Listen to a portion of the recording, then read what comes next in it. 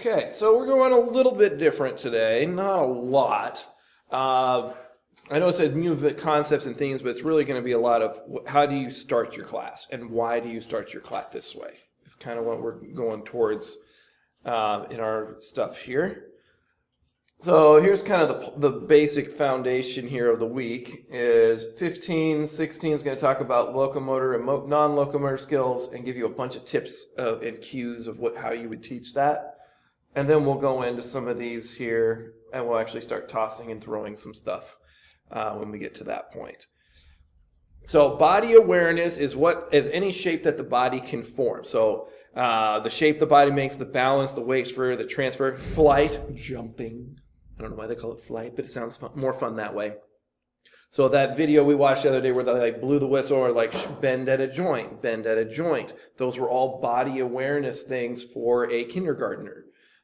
They really need to learn, and then balancing weight, balance on your left foot, balance on your right foot. That's going to be like a first grader or second grader thing. Is can they balance on one leg? And man, you can do one-legged balance stuff all the way through elementary school. You're going to have 7th and 8th graders that can't balance on one leg. I've definitely had that in some gymnastics things there. So space awareness, that is such a big one in those lower grades. Just general or personal space. When you tell them find your own space, it's interesting to watch them learn how to do that and not run into each other while they're doing stuff. The bigger your class, the more that's important.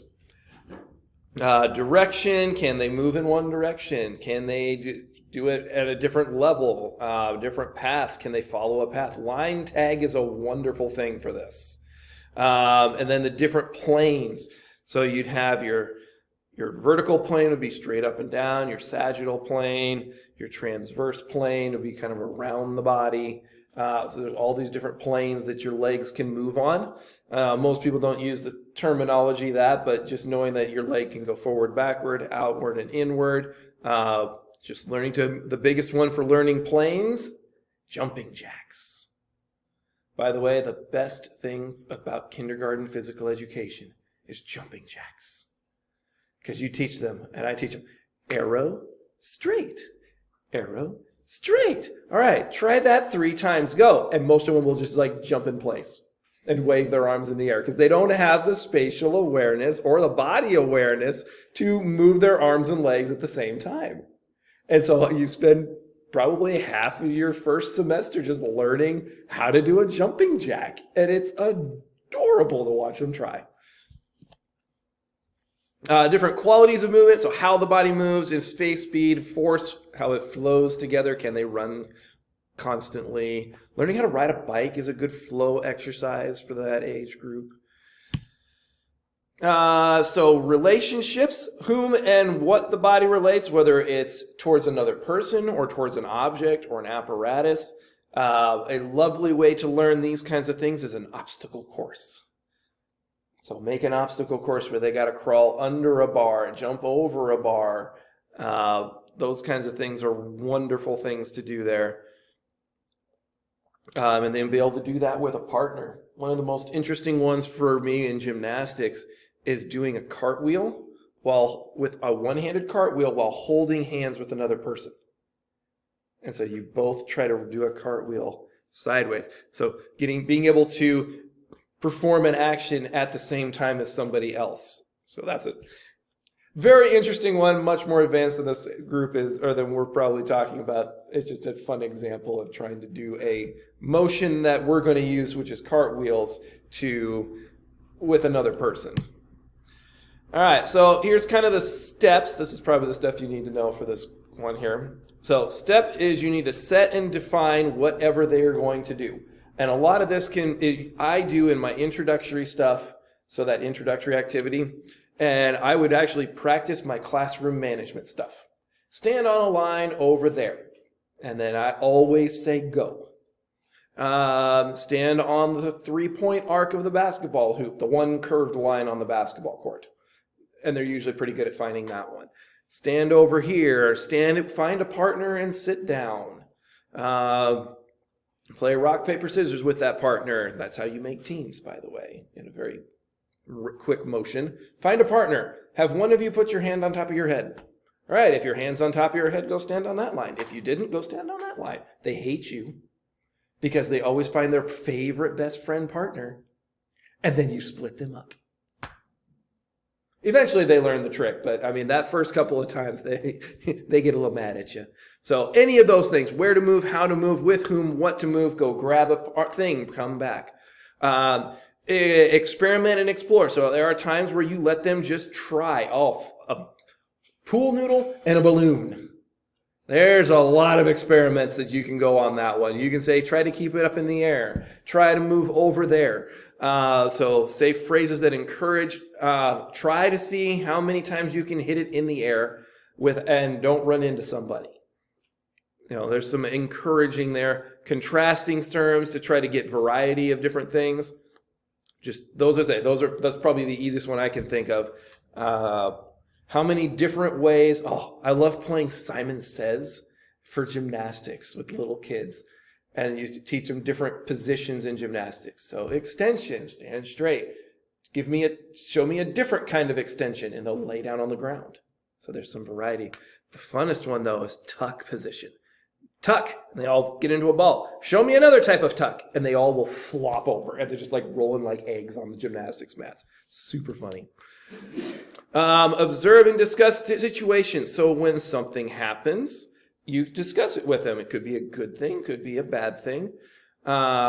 Use achievement demonstrations to foster participation. When somebody does it really, really well, stop the whole group. Hey, that was really good. Can you show us an example of how to do this the best way possible? And you're just, that kid will beam for the rest of the day. And especially with your kids that are further behind in their physical literacy, having that kid that does something perfectly and make sure the whole class notices it, you'll make their entire week by having them show that off to everybody. And then you pretty much can discuss the flow of how your class wants to go, or you could actually apply that to individual students. Did everybody get all those there? I kind of blabbed for a little while. Then you start refining it and expanding solutions to make that movement task more efficient, make it better, make it perfect. Somebody starts to throw a ball, which is what we're going to work on at the end of today. Those are just things to add to that. All right, so each movement in a lesson plan contains 4 or 5 parts. So presenting a variety of experience, different concepts. So you want to have different themes. Are we throwing today? Are we running today? Are we skipping? Oh man, learning to skip is a big step in your kindergartners and first and second graders. Fundamental skills, just how to hit a ball. The manipulative skills would be more of those, using a ball or a whack or hitting things. Fundamental skills, just how to move in a specific way. So body awareness, any shapes. So these are different themes there. So different balancing. Can you support your weight on your leg, on your arm, on your head? I mean, when I do gymnastics, we do lots of balancing. We'll do those at the end of the quarter. Can they do bridges? So that would either be a plank with like your stomach to the ground, like a push-up position, or I call it a back arch, where you put your stomach to the sky with your feet on the ground and your hands on the ground. You go up backwards. Those are all just awareness positions. Can they jump? Can they jump over this? Jumping. Moving with the weight supported on the hands and feet. Can they do either like a crawl? Can they do, I call it a bear walk, when they're on their hands and feet only and they're running across this thing there without their knees touching. Can you receive and transfer weight? So that could be an object, that could be a person. Probably the one I use the most on this, piggyback rides. And then stretching and curling. These are all different themes you could do for a day of physical education. So in your fitness portion of your class, you're working on different stretchings, different shapes. These are all parts, and you can make it a fun way, like the tapping of the tambourine. But before you do that, you probably should teach them what the different shapes that they need to make. Taking the weight on the hands, so a handstand or a plank position there. So different space awareness themes. Again, these are things you can do for a day of class. These would be probably very early in your semester. So moving in general space, can you find your own space and stop? It's fairly simple, but it's very much a spatial thing that you're going to use a lot, especially when they start trying to manipulate an object in space by themselves without whacking somebody in the head. So exploring their personal space, being able to put their feet on the ground, playing Twister in your own personal space is kind of an interesting one to have them do. Circles and the body, arm circles, spinning in circle this way, rolling on the ground, forward rolls, a barrel roll, different planes of movement. That's where we start the jumping jacks. I use levels a lot, where I say level 1, you do this. All right, if you got that, here's level 2.